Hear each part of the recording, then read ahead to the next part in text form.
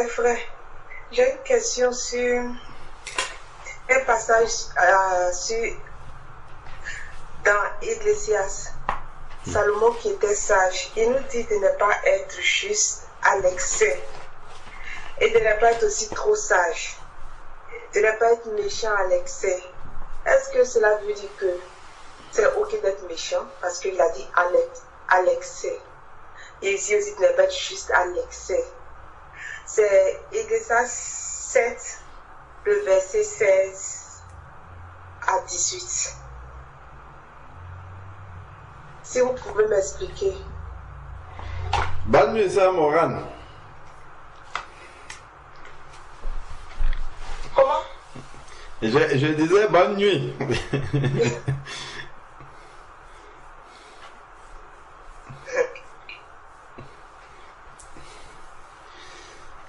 Alors. Je dors pas. Gloire à Dieu, gloire à Dieu. Amen. Alors, le verset là est où déjà?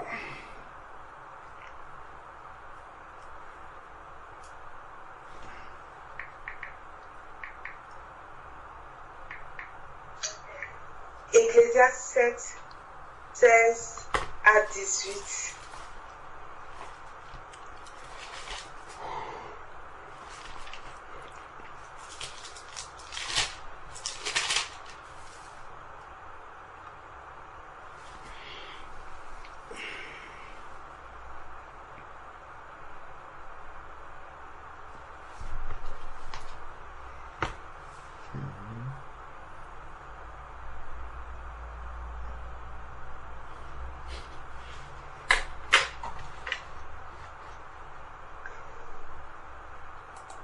Et ce qui m'imprime plus, il dit pourquoi te détruiras-tu?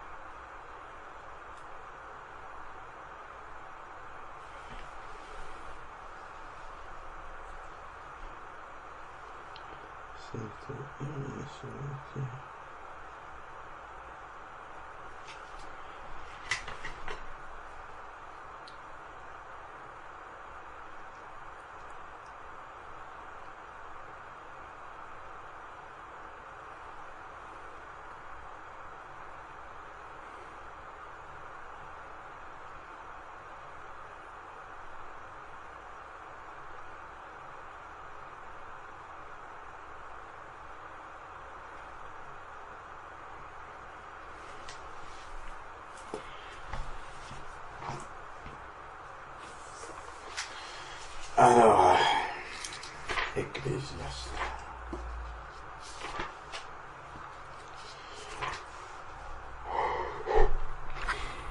Alors, donc, je peux lire dans la traduction David Martin de 1744. Je crois qu'on comprend mieux ce qu'il faut comprendre.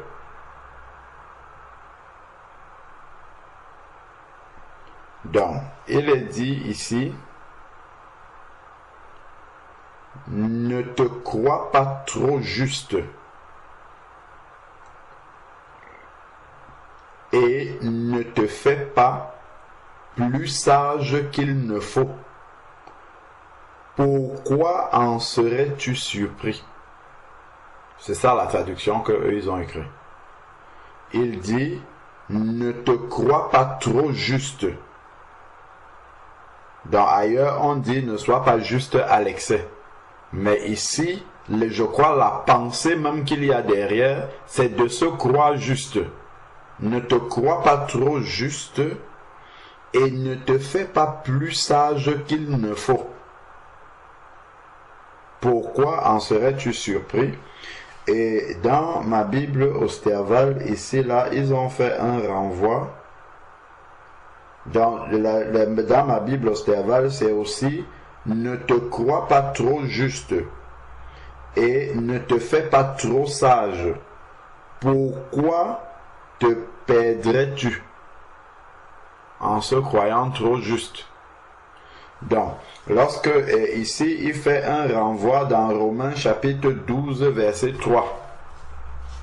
Romains 12, verset 3. Ça me paraît, cette explication-là, cette traduction-là me paraît plus proche de ce que veut exprimer ce verset-ci.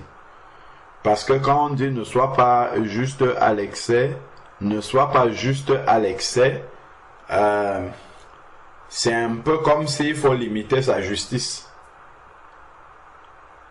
C'est plutôt que toi, il ne faut pas te croire juste à l'excès. Donc, et d'ailleurs, quand on lit dans Romains, justement, Romains 12, 3, on le comprend mieux. C'est un commandement qui est donné là-bas. Romains 12, 3.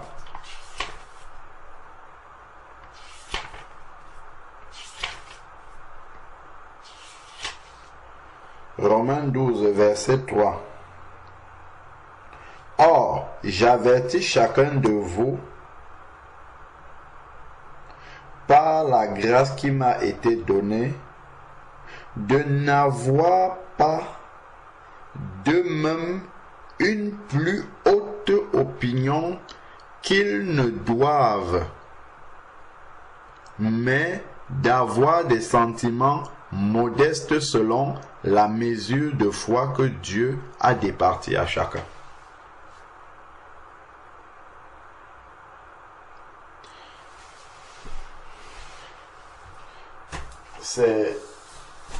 C'est comme ça que c'est ce qui me semble plus près de ce que nous sommes en train de voir. Après, je vais consulter ici pour voir ce qui est dit.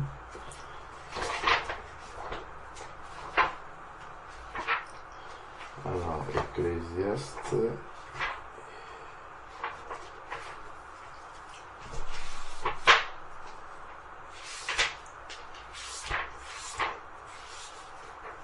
Ecclésiaste 7:16.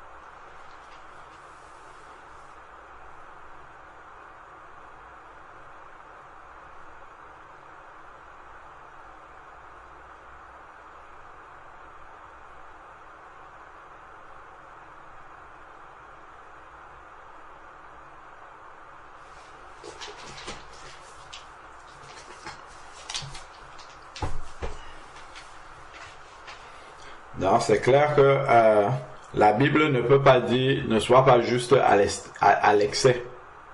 C'est contraire en fait au sacrifice de Christ. Parce que Christ nous a parfaitement justifiés. Il nous a parfaitement justifiés, il nous a rendus justes. Si nous n'étions pas parfaitement justes, aucun de nous ne pouvait entrer au ciel. C'est grâce à la justice parfaite de Christ que nous pouvons entrer au ciel. Et il dit, soyez parfaits comme je le suis. Donc ça ne peut pas être, ne sois pas juste à l'excès. Mais c'est de revêtir des sentiments modestes à l'intérieur de soi-même. Ne pas se croire juste. C'est-à-dire que ne pas se croire trop juste parce que tout est donné par grâce. Il ne faudrait pas que, comme nous avons la grâce d'être justes, que nous, par la justice de Christ, que nous nous attribuions ce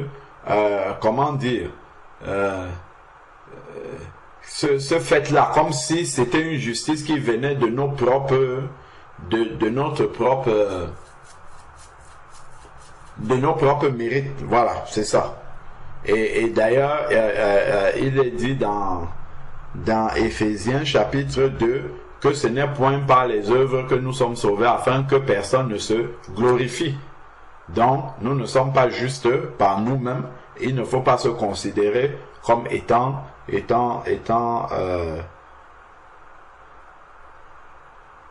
ne te crois pas trop juste. Donc, il ne faut pas croire que nous avons un mérite avec cette justice-là. Et de se croire à l'excès, plus juste que les autres. Parce que c'est juste un cadeau qu'on nous a donné et nous avons accepté ce cadeau-là. Ce cadeau-là, c'est la justice de Jésus. Quand il est dit, il nous a aussi justifiés. Frère, tu peux me lire ta version, le verset 17. Ta version, le verset 17. Ne sois pas méchant à l'excès, là. D'accord. Alors, je vais revenir dessus. Ecclésiaste.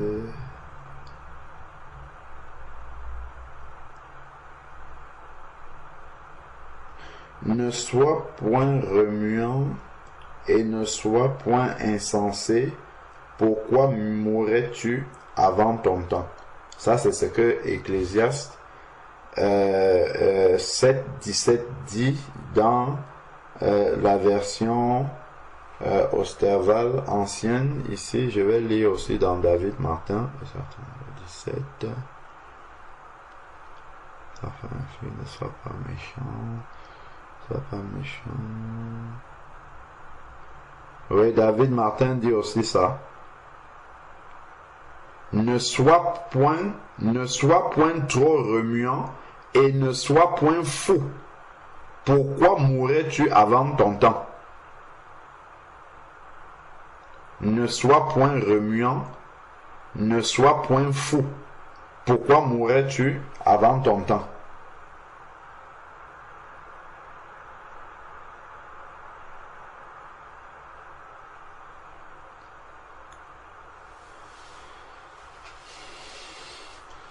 Dans les traductions récentes, ont voulu améliorer les choses, mais je crois que ils ont complètement dénaturé le sens. Parce que quand on revient dans les versions anciennes, on comprend mieux le fond de la pensée qui était là. Parce que ne sois pas méchant à l'excès, c'est comme si tu peux être quand même un peu méchant, mais pas trop. Pourtant, même dans Deutéronome et tout ça là, la méchanceté, même un peu, n'a jamais été quelque chose que Dieu a demandé. Parce que même tu aimeras ton prochain comme toi-même, ça existe déjà dans Deutéronome. Hein? Ça existe déjà dans Deutéronome avant que Jésus ne le donne comme étant le deuxième commandement. Donc, ne sois pas méchant à l'excès. Moi, je vois ici, ne sois point remuant.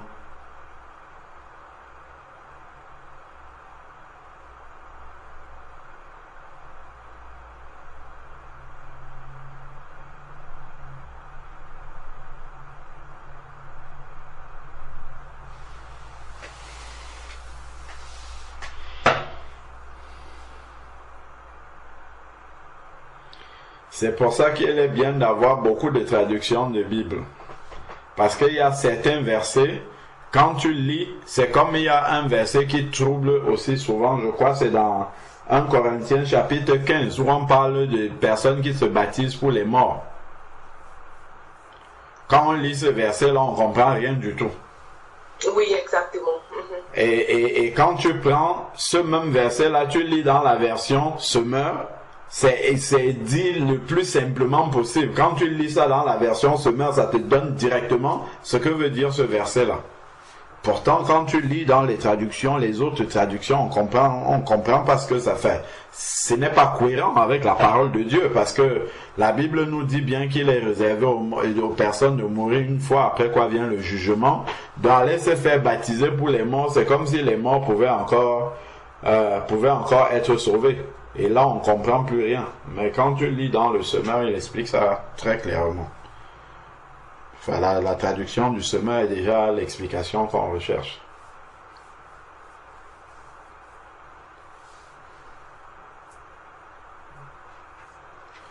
Donc, voilà ce que moi je peux dire. Amen. Amen. Amen, amen, amen, amen. Quand je regarde ça, Amen. il y a quelque chose qui a attiré mon attention. Quand j'ai d'abord regardé Ecclésiaste, dans Ecclésiaste chapitre 1, le verset 1, on nous dit Ecclésiaste, parole de l'Ecclésiaste, fils de David, roi de Jérusalem. Roi de Jérusalem. Au verset 12, il dit, moi l'Ecclésiaste, j'ai été roi d'Israël à Jérusalem. Donc, ça me permet de comprendre déjà la position un peu que Ecclésiaste avait, le recul qu'il pouvait avoir quand il voyait la sagesse de Dieu, la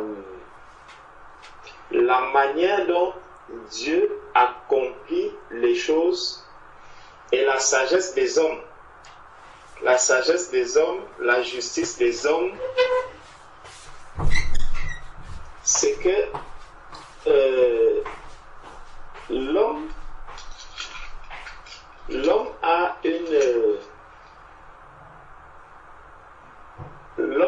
une certaine justice, une idée de la justice qu'il se fait. Une idée de la justice qu'il se fait qui n'est pas souvent en adéquation avec la justice de Dieu. Qui n'est pas souvent en adéquation avec la justice de Dieu.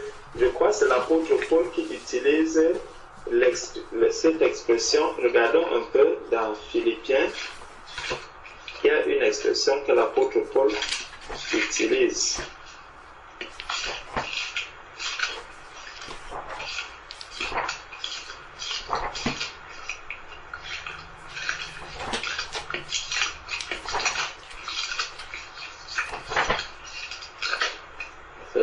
Philippiens.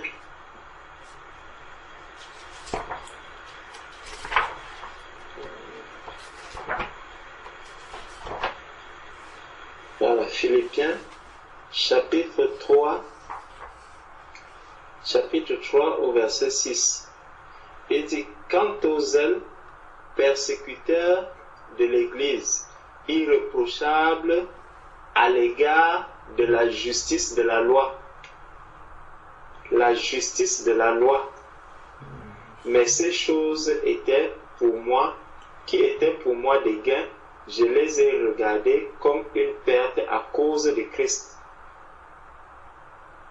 Donc, je me demande, est-ce que Ecclésiaste, en parlant ici, est-ce qu'il n'est pas en train de donner une leçon à l'être humain, parce qu'un roi, avec le recul qu'il a, en étant roi, lui qu'il a connu tellement de choses, qui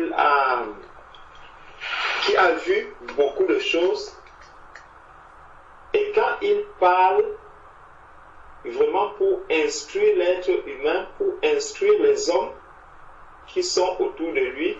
Il leur montre combien est-ce que la justice de l'homme est tellement injustice devant Dieu. Comment est-ce que la justice de l'homme n'est même pas, n'a rien de comparable à la justice de Christ, à ce que Christ vient faire. Parce que il parle, il dit, ne sois pas juste à l'excès et ne te montre pas trop sage. Ne te montre pas trop sage. Bon. Pourquoi te détruirais-tu? Si une justice arrive à détruire, si une sagesse arrive à détruire, c'est loin d'être la justice de Dieu et c'est loin d'être la sagesse de Dieu. Parce que la sagesse de Dieu ne détruit pas. La justice de Dieu ne détruit pas. Forcément, c'est une justice qui n'est pas celle qui vient de Dieu. Donc, c'est une manière d'appeler même les hommes à laisser leur propre justice pour se tourner vers Jésus-Christ. La justice de Jésus qui sauve, la justice de Jésus qui amène l'homme à la repentance, la justice de Jésus qui est pleine de miséricorde, la justice de Jésus qui vient révéler à l'homme qu'il est perdu et qu'il a une porte qui lui est ouverte parce qu'il y a une main tendue qu'il doit saisir pour qu'il passe des ténèbres à la lumière, pour qu'il passe de la mort à la vie. Plutôt que de souffrir, plutôt que de mourir, plutôt que de s'éloigner du Seigneur. Parce que justement, Saul, lorsqu'il persécutait l'Église, il se croyait dans la justice de Dieu aussi. Il faisait quelque chose comme pour montrer qu'il était en train d'adorer Dieu. Mais quand l'homme n'est pas encore dans la justice de Dieu, quand l'homme n'est pas encore imprégné de la sagesse de Dieu, forcément les actes qu'il pose, les œuvres qu'il pose, l'éloignent de Dieu et l'amènent à la souffrance, l'amènent à la destruction de lui-même. C'est pour ça que le Seigneur dit que la sagesse humaine n'est que folie pour Dieu. Donc, bon, voilà le complément que je pouvais apporter par rapport à comment je vois un peu la chose de ces Ecclésiastes. Ecclésiaste en tant que roi qui a vu tellement de choses et il voit comment les hommes ont toujours agi. Il connaît un peu l'être humain dans sa chair et il reçoit une sagesse qui vient de Dieu. Il voit les deux, il dit, mais donc, la justice de l'homme, elle n'est que folie, vraiment, elle ne vaut rien. La justice de Dieu, elle est salvatrice, elle apporte la vie, elle apporte le salut, elle apporte la reconstruction du temple de Dieu que nous sommes, tandis que la justice de l'homme, elle n'apporte que la destruction du temple. L'homme va chercher à faire du mal, l'homme va chercher à détruire ce que Dieu a construit dans l'optique de sa justice à lui. Quand on regarde un peu, prenons un peu l'exemple de la justice des hommes. Les hommes ont créé une loi concernant par exemple le divorce. On a facilité le divorce. Et ça, c'est totalement contraire à la parole de Dieu. Elle vient pour détruire la famille. La justice des hommes, elle va. Et pourtant, quand un juge va prononcer le divorce, il repart de là, étant tranquille, il se dit, j'ai prononcé la loi, j'ai appliqué la loi.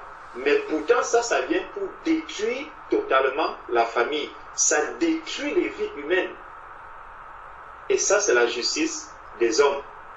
Donc l'homme se croit tellement juste, il va se croire tellement juste qu'il va appliquer la loi sur le divorce en se disant, voilà, cette loi, elle va faire du bien, elle va apporter de la paix dans la famille, alors qu'il vient simplement pour détruire la famille, pour séparer ce que Dieu a uni. Il va totalement à l'opposé de ce que Dieu attend. Donc, voilà un peu ce que je pouvais ajouter par rapport à ça. Amen.